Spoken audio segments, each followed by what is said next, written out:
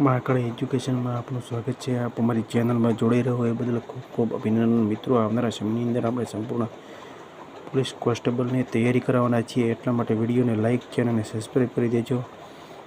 અને આ સાથે પ્રશ્ન સ્ટાર્ટ કરી દઈએ છીએ. 50 પ્રશ્નોની આગળ આપણે વાત કરી છે. 48 પ્રશ્નની વાત આપણે આગળ કરી છે અને હવે આપણે 49થી શરૂઆત કરી દઈએ છીએ. તો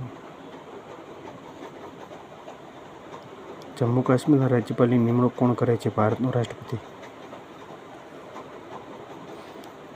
રાજ્યપાલનો પોતાના હોદ્દા પર ક્યાં સુધી રહી શકે છે? 50 પ્રશ્ન. રાષ્ટ્રપતિની મંજૂરી હોય ત્યાં સુધી. 51.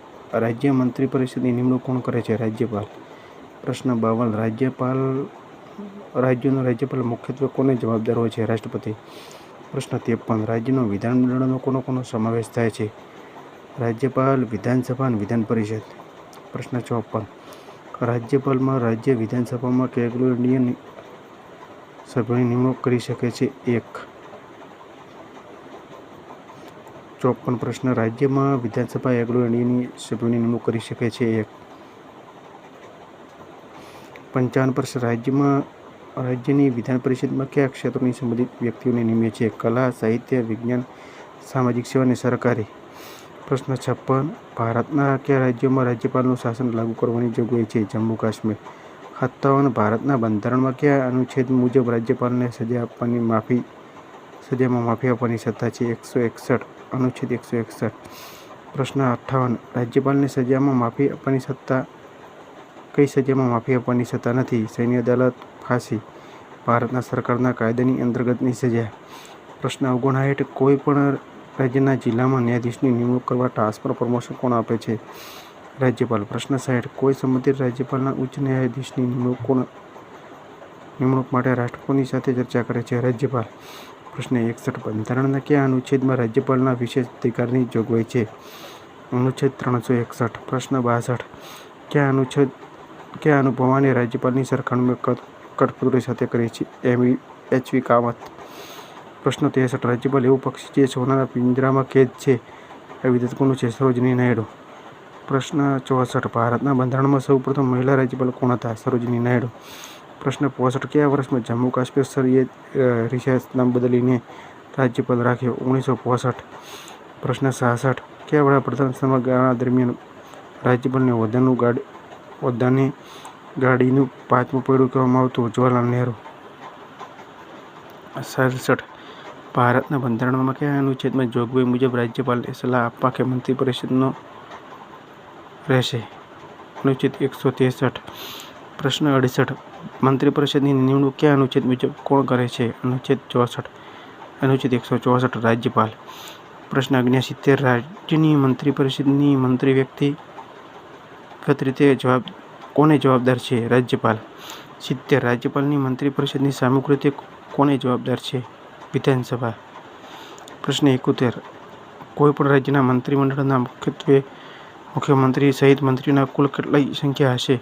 તે રાજ્યના વિધાનસભાની કુલ સંખ્યાના 15થી વધુ નહીં.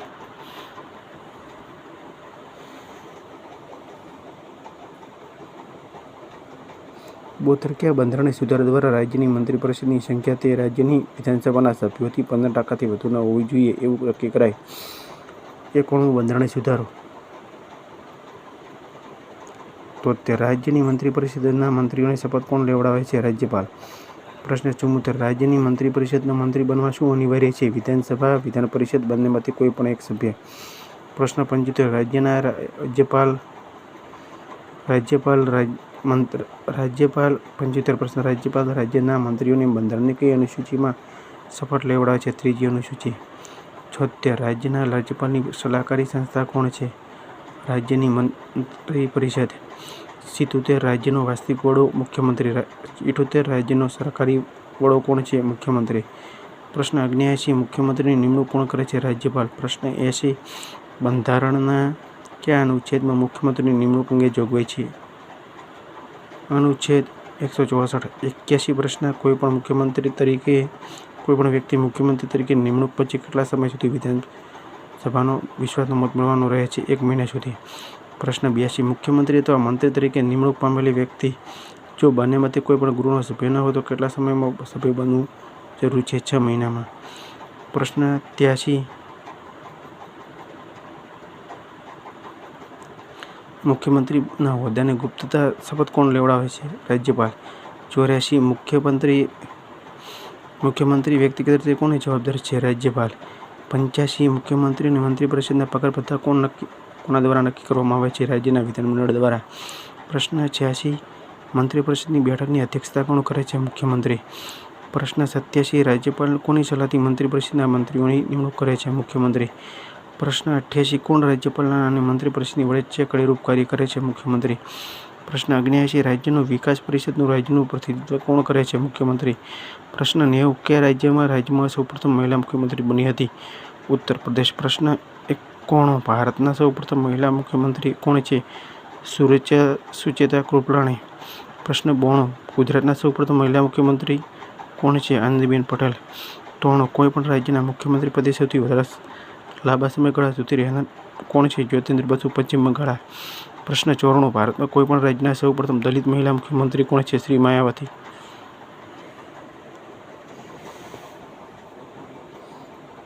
પ્રશ્ન 95. રાજ્યના આયોજન પંચનો સમક્ષ અધ્યક્ષ કોણ હોય છે? મુખ્યમંત્રી. 96. રાજ્યના વિધાનસભાનું વિસર્જન કરવાની સલાહ કોણ આપી શકે છે? મુખ્યમંત્રી. પ્રશ્ન 97. રાજ્યની નિમણૂક કયા કાર્યોના મુખ્યમંત્રીઓની સલાહથી કરે છે? મુખ્યમંત્રી. પ્રશ્ન 98. રાજ્ય સરકારનો મુખ્ય પ્રવક્તા કોણ છે? મુખ્યમંત્રી. 99. ભારતના બંધારણમાં કયા અનુચ્છેદમાં રાજ્યના એડવોકેટ જનરલના પદની જોગવાઈ છે? અનુચ્છેદ 165. પ્રશ્ન 100. રાજ્યનો એડવોકેટ જનરલ કોની સમક્ષ લાયકાત ધરાવતો હોવો જોઈએ? ઉચ્ચ ન્યાયાલયના ન્યાયાધીશ. પ્રશ્ન 101. રાજ્યના એડવોકેટ જનરલની નિમણૂક કોના દ્વારા કરવામાં આવે છે? રાજ્યપાલ. પ્રશ્ન 102. એડવોકેટ જનરલનો કાર્યકાળ કેટલો હોય છે? કોઈ નિશ્ચિત કાર્યકાળ નથી. 103. રાજ્યનો મુખ્ય કાયદા અધિકારી કોણ છે? રાજ્યનો એડવોકેટ જનરલ. પ્રશ્ન 104. રાજ્યનો કયો અધિકારી રાજ્યના કોઈપણ ન્યાયાલયમાં સુનાવણી કરવાનો અધિકાર ધરાવે છે? Advocate general. 105. કોને રાજ્યના વિધાનમંડળમાં બોલવાનો અધિકાર છે પણ મત આપવાનો અધિકાર નથી? રાજ્યના એડવોકેટ જનરલ. આવનારા સમયમાં આપણે મિત્રો રીઝનિંગ, જનરલ નોલેજ, ઇતિહાસ, ભૂગોળ એમ તૈયારી કરવાના છીએ. હાલ તો આપણે અનુચ્છેદ વિવિધ સ્પર્ધાત્મક પૂછાયેલા બંધારણના પ્રશ્નો વિશે ચર્ચા કરીએ છીએ, પણ પછી આપણે વિષયવાઇઝ તૈયારી કરાવીશું. અને ખાસ કરીને આવનારા સમયની અંદર આપણે વિષયવાઇઝ પાઠવાઇઝ અલગ અલગ તૈયારી કરાવીશું. હમણાં એક વિડીયો અપલોડ કરેલ છે યુટ્યુબમાં રીઝનિંગનો, તો એને પણ તમે ચેનલને તે પણ જોઈ લેજો અને ચેનલને લાઇક, સબસ્ક્રાઈબ અને શેર કરી દેજો. આ સાથે ફરી મળીશું નવા વિડીયો સાથે.